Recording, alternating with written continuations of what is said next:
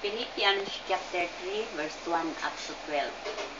Finally, brothers, rejoice in the Lord. It is no trouble for me to write the same things to you again, and it is a safeguard for you. Watch out for the dogs, those men who do evil, those mutilators of the flesh. For it is we who are the circumcision, who worship by the Spirit of God, who glory Christ Jesus, and who put no confidence in the flesh. Though I myself have such reasons for confidence, if anyone else has reason to put confidence in the flesh, I have more circumcised on the 8th day of the people of Israel, a tribe of Benjamin, a Hebrew of Hebrews in regard to the law of Pharisees. As for zeal, persecuting the church. As for legalistic righteousness, faultless. But whatever was to my profit, I now consider loss for the sake of Christ. What is more, I consider everything a loss compared to the surpassing greatness of knowing Christ my Lord, for whose sake I lost all things. I consider them rubbish that I may gain Christ.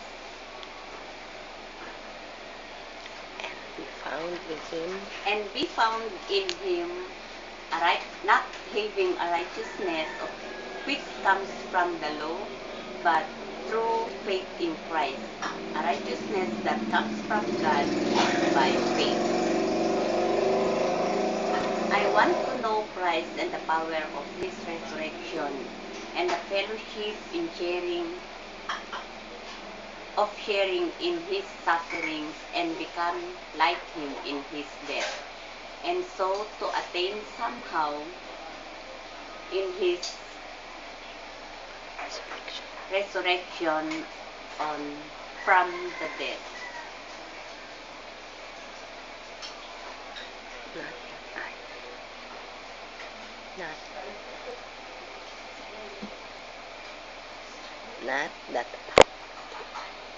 Not that I have already obtained all this. All have been made perfect, but I press on to hold on it on which Christ will thus hold on me. Brothers, I do not consider myself to take hold on it. But one thing I do is that, forgetting what is behind and straining towards what is ahead,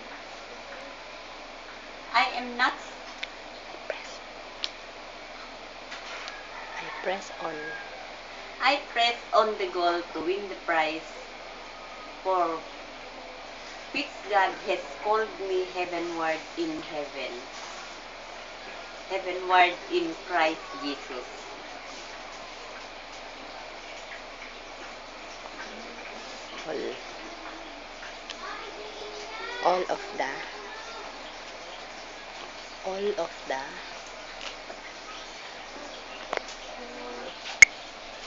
All of us who are mature should take such a view things, and if on some point think differently, that to God will make clear to you. Only let us live up to what we have already attained. Join with others in following my example, brothers, and take note for those who are living according to the pattern we gave you.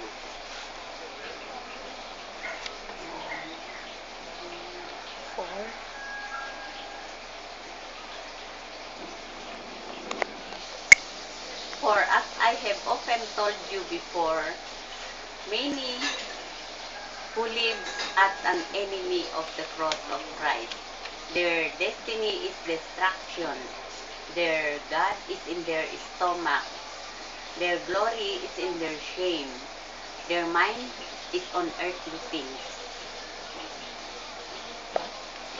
But our citizenship is in heaven, and we eagerly await for our Savior from there, the Lord Jesus Christ, who have the power to enable everything under His control, will transform our lovely bodies to become like His glorious body. Philippians chapter 3 verse 1 up to 22.